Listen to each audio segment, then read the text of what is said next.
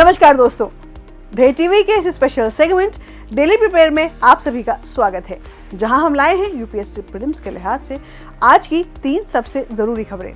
और हाँ, खास बात यह है कि इन खबरों के बाद आएंगे उन खबरों से जुड़े हुए सवाल, ताकि आपकी तैयारी हो सके बिल्कुल बुलेट प्रूफ। तो शुरुआत करते हैं आज की अपनी पहली खबर से। चांदीपुरा वायरस यानी CHPV एक खतरनाक वायरस है जो मुख्य रूप से बच्चों को प्रभावित करता है। यह वायरस 1965 में महाराष्ट्र के नागपुर में पहली बार पाया गया था और यह वायरस रेबडोवायरस परिवार का हिस्सा है और रेत मक्खियों के जरिए फैलता है। इस वायरस से संक्रमित व्यक्ति को तेज बुखार, उल्टी, बेहोशी और दौरे जैसे लक्षण होते हैं और यह खासकर मानसून के शुरुआत में फैलता है, जब मादा रेत मक्खियां ज्यादा सक्रिय होती हैं। कुछ प्रयोगशाला अध्ययनों में यह भी पाया गया है कि मच्छर जैसे इजिप्टी भी वायरस फैला सकते हैं, लेकिन इसका पक्का सबूत नहीं मिला है। साल 2003 में आंध्र प्रदेश में इस वायरस का बड़ा प्रकोप हुआ था, जिसमें कई बच्चों की मौत 48 घंटे के भीतर हो गई थी। साल 2004 से 2011 तक गुजरात में 100 से ज्यादा मामले आए और 31 मौतें हुई और अभी भी कोई विशेष इलाज उपलब्ध नहीं है।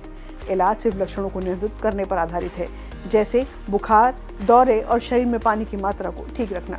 हाल ही में पुणे के नेशनल इंस्टीट्यूट ऑफ वायरोलॉजी ने एक दवा फेविपिरावीर पर अध्ययन किया है, जो जानवरों में वायरस को कम करने में सफल रही है, लेकिन इंसानों पर इसका परीक्षण अभी भी बाकी है।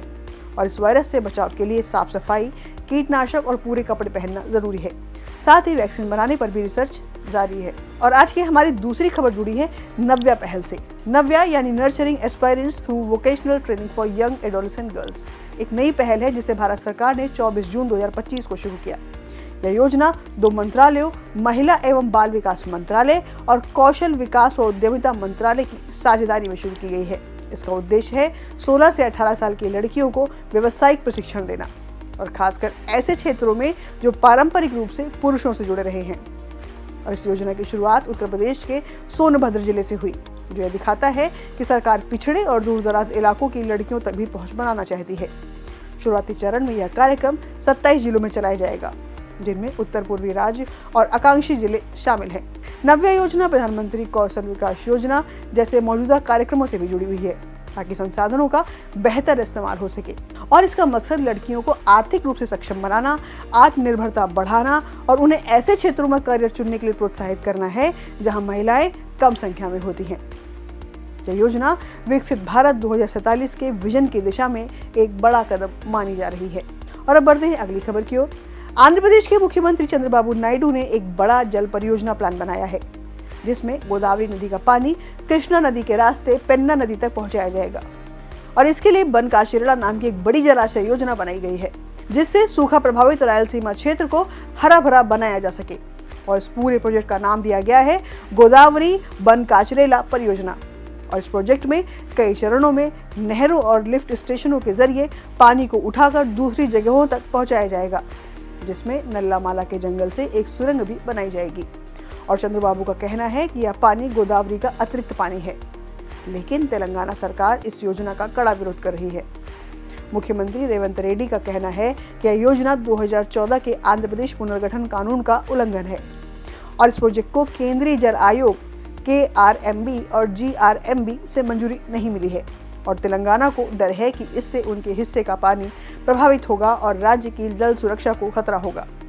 तेलंगाना में पानी का मुद्दा भावनात्मक है, क्योंकि इसी मुद्दे को लेकर 2014 में राज्य विभाजन हुआ था और इसीलिए यह विवाद अब राजनीतिक तकरार में बदल गया है। तो ये थी आज की खास खबरें, और अब देखते हैं इन खबरों से जुड़े हुए सवाल।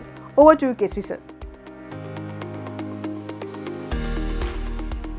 Thank you so much Deepti ma'am. दर्शकों से हमेशा की तरह आग्रह है कि इन सवालों के जवाब कमेंट करके हमें ज़रूर बताते रहें। चलिए शुरुआत करते हैं अपने पहले क्वेश्चन से। निम्नलिखित में से कौन सा कथन चांदीपुरा वायरस के संदर्भ में सही नहीं है? देखिए, ध्यान दीजिएगा कि मैं यहाँ स्टेटमेंट पढ़ता हूँ तो जिन शब्दों पर ज़्यादा ध्यान देना होता है उन पर मैं जोर दे देता हूँ। जैसे इसमें कहा गया है कि कौन सा कथन सही नहीं है। आमतौर पर पूछा जाता है कौन सा कथन सत्य है या सही है, तो बच्चे कई बार इसमें भी गलती कर जाते हैं।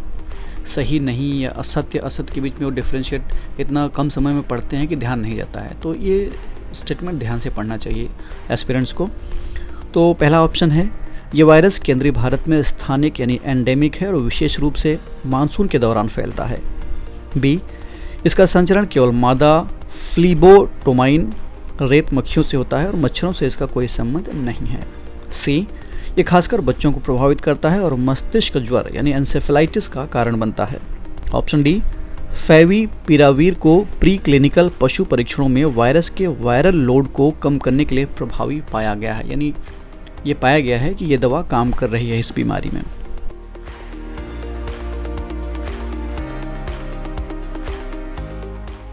इस प्रश्न का सही उत्तर है विकल्प बी, इसका संचरण केवल मादा फ्लीबोटोमाइन रेत मक्खियों से होता है और मच्छरों से इसका कोई संबंध नहीं है।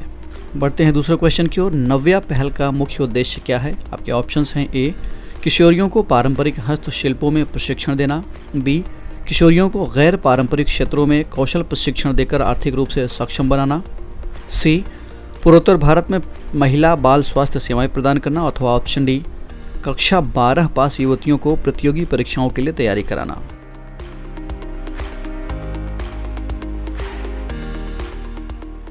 इस प्रश्न का भी सही उत्तर विकल्प बी ही है। लेते हैं तीसरा क्वेश्चन। बनका चेरला जलाशय परियोजना के संदर्भ में निम्नलिखित में से कौन सा कथन सही है? पहले आप विचार कर लीजिए कथन पर, फिर ऑप्शन देखेंगे। स्टेटमेंट पहला, ये परियोजना गोदावरी नदी के अतिरिक्त जल को कृष्णा और पेन्ना नदियों से जोड़ने का प्रयास है इस परियोजना के तहत। दूसरा, ये परियोजना केंद्रीय जल आयोग और संबंधित नदी प्रबंधन बोर्डों से स्वीकृत है। तीसरा, तेलंगाना सरकार का मानना है कि ये परियोजना आंध्र प्रदेश पुनर्गठन अधिनियम 2014 का उल्लंघन है। सही विकल्प का चयन करना है। आपके ऑप्शंस हैं ए, केवल 1 और 2, बी, केवल 2 और 3, सी, केवल 1 और 3, अथवा ऑप्शन डी, 1, 2 और 3।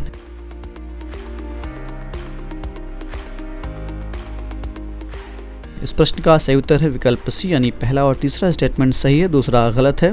तो दोस्तों, ये थी आज की 3 सबसे ज़रूरी खबरें और सवाल। ऐसे ही important daily current news and MCQs के लिए जुड़े रहिए हमारे साथ। अगर आपको ये फॉर्मेट पसंद आया हो तो इसे लाइक कीजिए, शेयर कीजिए, कमेंट करना ना भूलें। और हाँ, अगली बार फिर मिलेंगे कुछ नई खबरों और कुछ नए सवालों के साथ। तब तक के लिए मुझे यानी केसरी को दीजिए इजाज़त। नमस्कार।